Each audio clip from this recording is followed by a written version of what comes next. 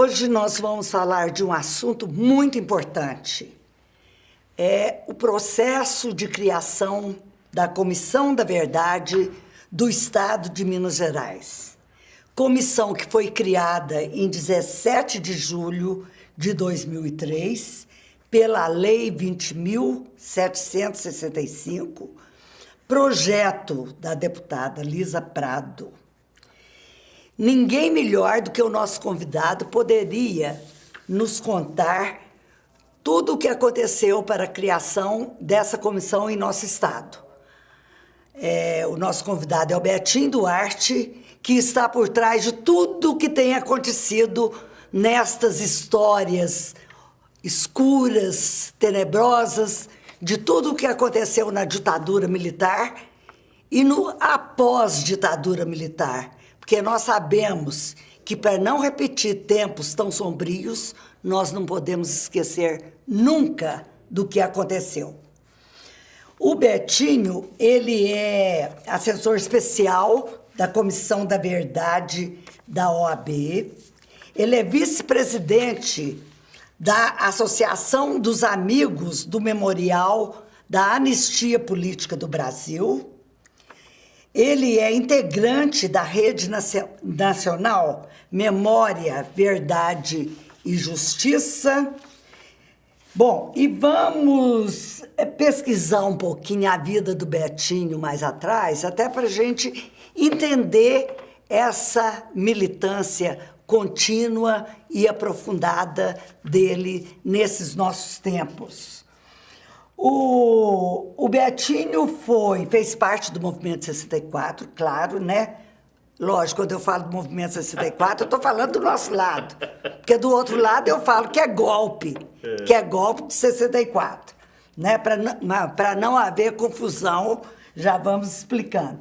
O Betinho foi de AP, né? Um dos movimentos que teve uma importância muito grande naquela época que o golpe foi proclamado e a ditadura instalada.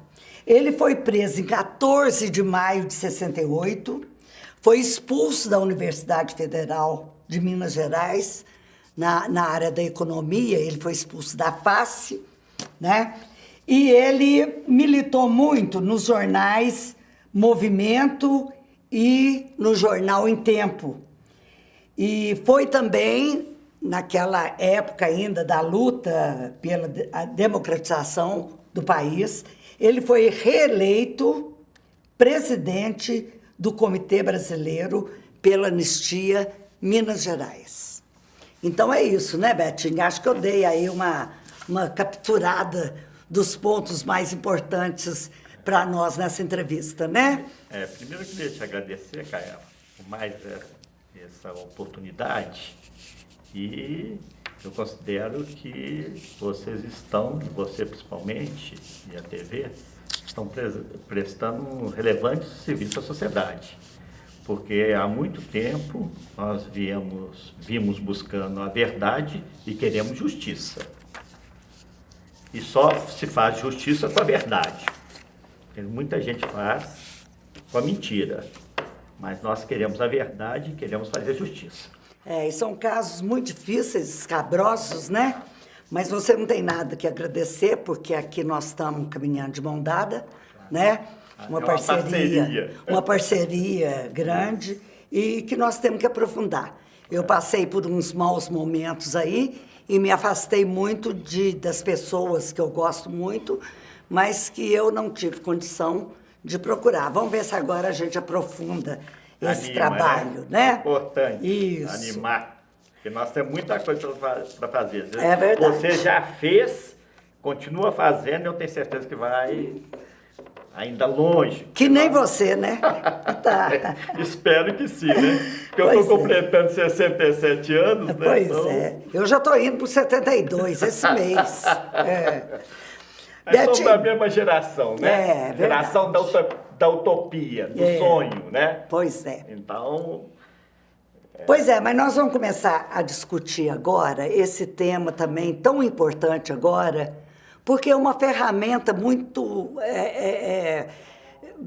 é muito, mais do que importante, ela é fundamental para poder trabalhar nesses tempos agora, que todo mundo fica dando uma desculpinha aqui, outra ali, e né, o trabalho fica mais difícil do que antes. Eu queria que você fizesse uma avaliação para mim. Como você vê o processo de criação da Comissão da Verdade no estado de Minas Gerais? Olha, Caiafa, eu, na verdade, pela primeira vez, com exclusividade para você, eu vou falar dos bastidores. O processo em Minas Gerais foi extremamente democrático, porque eu encontrei com a deputada Lisa Prado, casualmente, e conversei sobre esse assunto com ela. Ela se interessou, apaixonou pelo tema, e eu enviei para ela 3 leis. A lei que vigora em São Paulo, a do Rio de Janeiro e a de Pernambuco. E ela entrou com um deles como projeto de lei. E o projeto começou a tramitar. Levou mais ou menos 1 ano. Mas graças a Deus não teve pressa nenhuma, porque durante esse 1 ano, ele foi aprimorado com a participação de todos os deputados e também, que a gente deve dar importância a isso, que a gente geralmente não cita, com os assessores e consultores da Assembleia Legislativa. Um deles que eu quero nominar e agradecer, que você deve conhecer, o Ronald Rocha.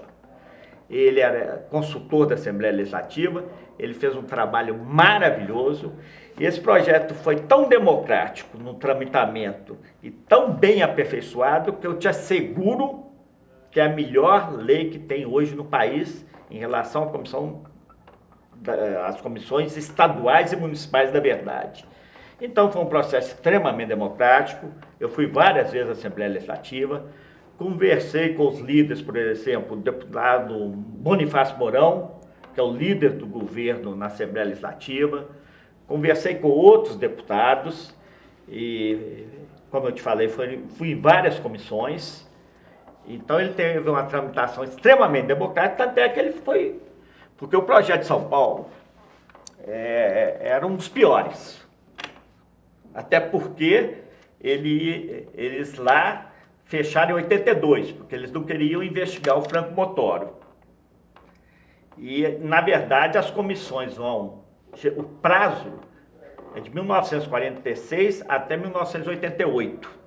Inclusive, a Comissão Nacional da Verdade é esse o prazo, porque também está nas disposições transitórias, né? A Comissão da Anistia, por exemplo, quem quiser reivindicar na Comissão da Anistia, porque foi prejudicado por algum motivo ou outro, é também de 46 a 88. Então, são 42 anos.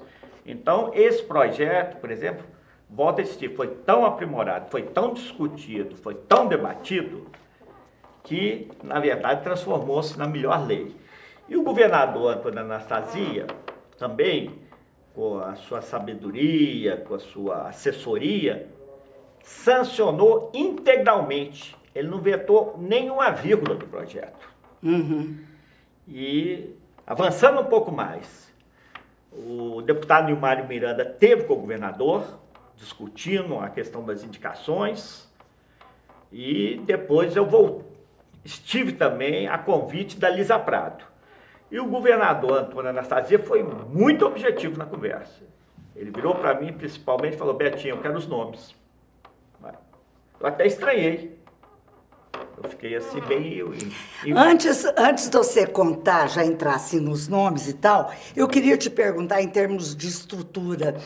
Tem uma comissão da verdade, tem um conselho, tem um presidente, tem um coordenador? Não, como é que é isso? Não.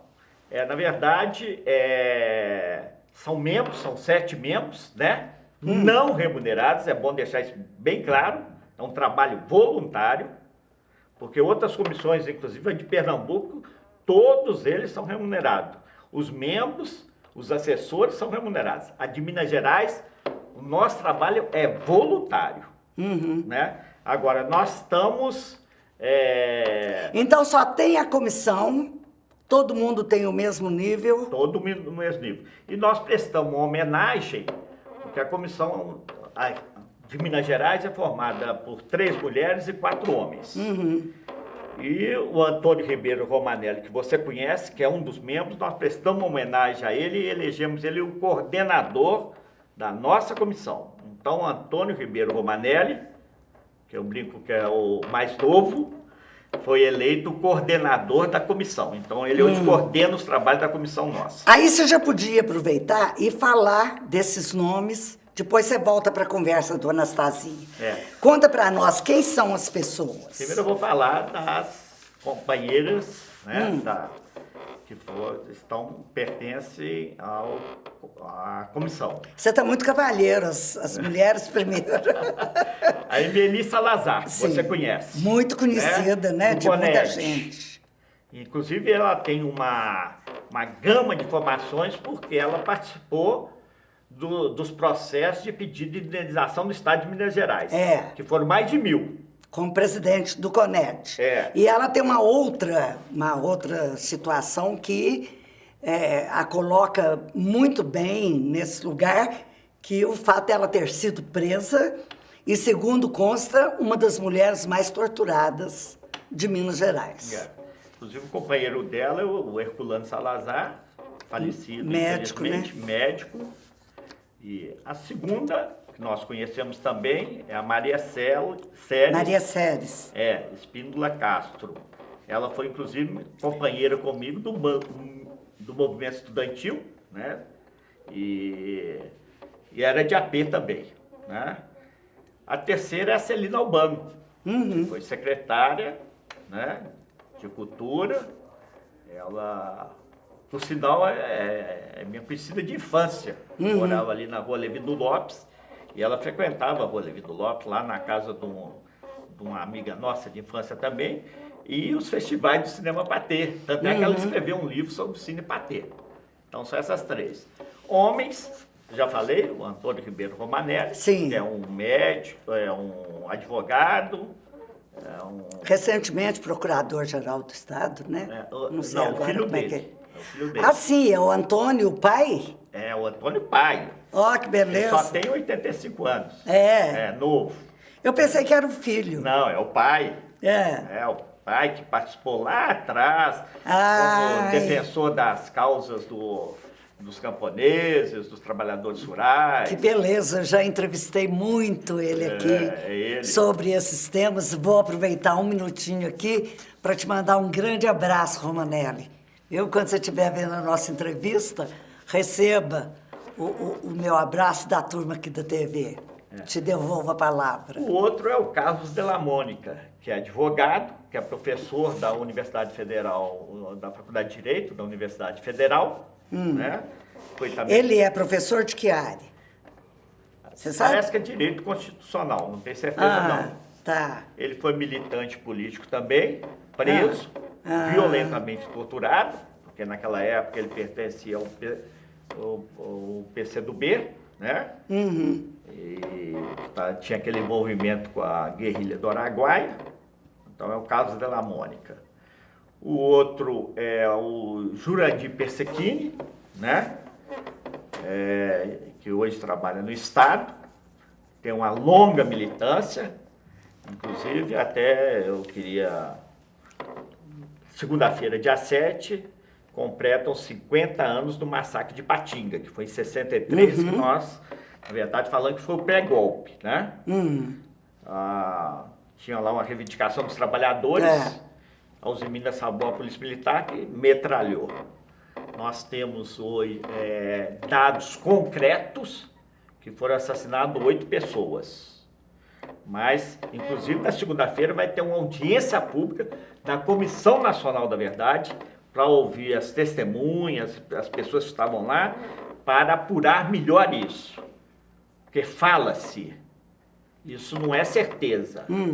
Isso ainda são interpretações daquele massacre que chegaram em Patinga dezenas de caixões, mas oficialmente tem 8 mortos.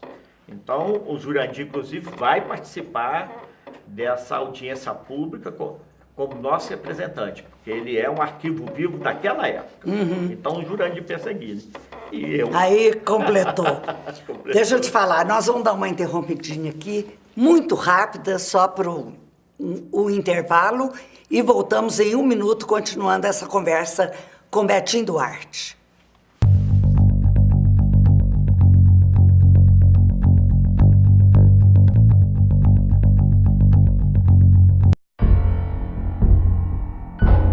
Você sabe o que ele faria se alguém o provocasse, xingando, ofendendo, chamando para a briga?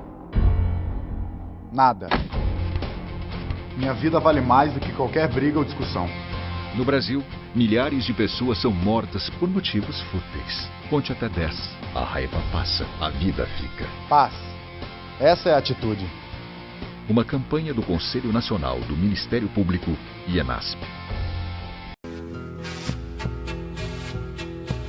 Sabor e arte em um só ambiente você encontra no restaurante Reciclo Asmari Cultural. Localizado na Rua da Bahia, em frente à Praça da Liberdade, o restaurante Reciclo oferece uma excelente culinária mineira com preços acessíveis. Venha prestigiar essa iniciativa cultural e social da Associação dos Catadores de Papel de Belo Horizonte.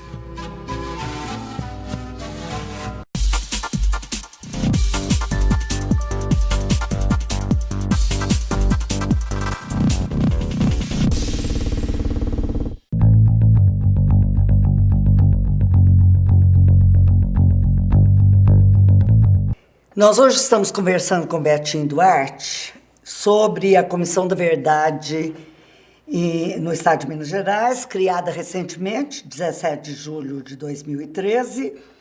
E o Betinho é assessor de várias comissões, participante de movimentos, tudo que tem a ver com a investigação do que aconteceu com os militantes na época da ditadura militar.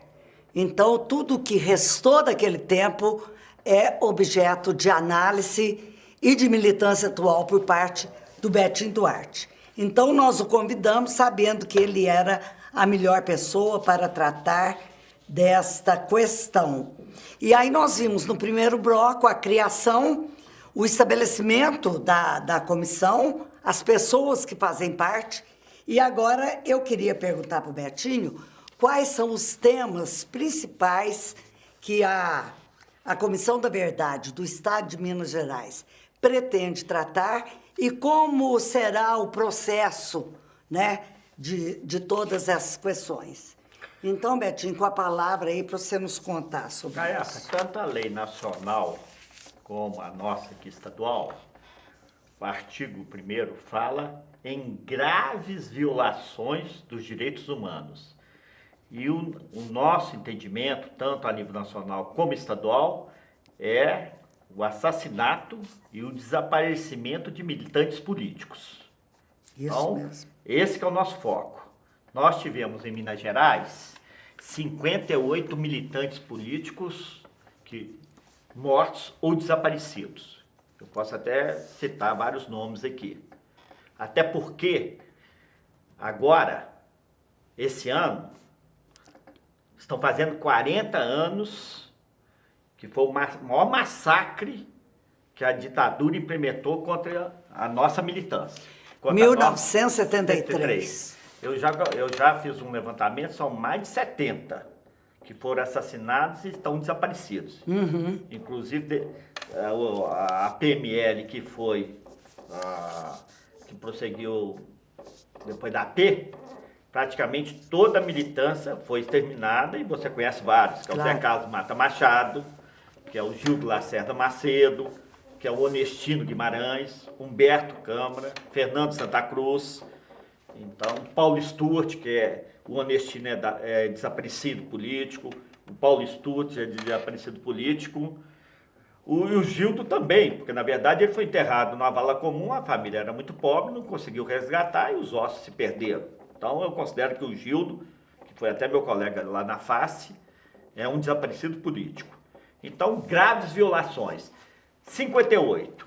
Se você, na verdade, mais os 8 de Patingas, 8 de Patinga, que são dados oficiais, dão 66. E nós agora começamos a investigar também os assassinatos de trabalhadores rurais e camponeses. Porque, na verdade, os latifundiários que participaram do golpe saíram massacrando. E nós não temos essa história ainda resgatada. E tem mais os índios. Aqui em Minas Gerais, pelo menos uma tribo foi praticamente dizimada. Então, agora que nós vamos começar a apurar esse processo, então eu posso dizer que 68, na relação oficial, nós temos 68 mineiros, sendo que 2 são poceiros, né? Que é o Eloy Ferreira da Silva, que você lembra da história dele, em 85, e o Júlio Rodrigues de Miranda, que é o pai da Cida, que foi presidente do Sindicato de Trabalhadores Rurais do UNAI. Então, nós temos 68 casos até agora para serem investigados. O que é, na verdade, o nosso procedimento? Já tem várias histórias contadas, verdadeiras, mas nós precisamos apurar e muito mais. Porque a cada dia chegam dados, os arquivos estão sendo abertos. Outro dia, por exemplo, a esposa de um torturador já falecido, que é aquele Amilcar Lobo, né, que era médico, que ela foi depor na comissão e pediu não só perdão aos que foram torturados pelo marido, né, porque ele era médico, mas ele dava injeções para reanimar, para que os torturadores prosseguissem as torturas. E ela também entregou vários torturadores. Então, esse processo de apuração, que é nossa obrigação, para dar uma satisfação para a família. Não só dar uma satisfação, porque nós sabemos que enterrar seus entes queridos é desde os primórdios lá. É claro. Né? A família tem esse direito. E tem famílias aí, mineiras, né, que não tiveram esse processo legal, histórico e legal de enterrar seus familiares. Eles estão desaparecidos. Por exemplo, no Araguaia nós temos o Idali Soares Aranha, temos a Valquíria, né, temos lá de Uberaba, Uberlândia, o Orlando, né, que era um dos comandantes da guerrilha do Araguaia. Nós temos o caso Alberto Soares de Freitas, que é desaparecido político, o Beto, né? Tem o Antônio Joaquim Machado, que é outro desaparecido político, desaparecido inclusive na Casa da Morte de Petrópolis, porque lá todos que entravam lá, era o santo clandestino de tortura, todos que entraram lá foram assassinados e estão desaparecidos. A única sobrevivente é a Inês Etienne, que inclusive relatou os fatos que aconteceram lá. Tanto é que o livro sobre a vida do casal Alberto Soares de Freitas chama Seu Amigo Esteve Aqui, porque o torturador de nome Ubirajara, que era, por sinal, mineiro, julgava que no time que na Avenida Afonso Pena, como é que chama esse clube que tinha aqui, ginástico, ele era jogador de basquete do ginástico, foi da seleção mineira de basquete. E o Beto, o caso Alberto Soares de Freitas, jogava basquete no Minas. Então eles jogaram basquete praticamente juntos, ou disputaram juntos. Então a Inês Etienne, o Birajara falou com ela, seu amigo esteve aqui. Esse é o nome do livro, inclusive contando o relato da história do assassinato do caso Alberto Soares de Freitas. Então, eles estão desaparecidos até hoje. E a mãe, por exemplo, do caso Alberto Soares de Freitas, deixou o quarto como estava, esperando a volta dele. E faleceu esperando a volta dele. Então, essas histórias nós precisamos resgatar, em nome do povo brasileiro, até porque você falou isso, para que essa história nunca mais se repita. Ditadura nunca mais. Né? E tem uma frase, inclusive, do Leon Broy, que fala, quem esquece o passado está condenado a repeti-lo.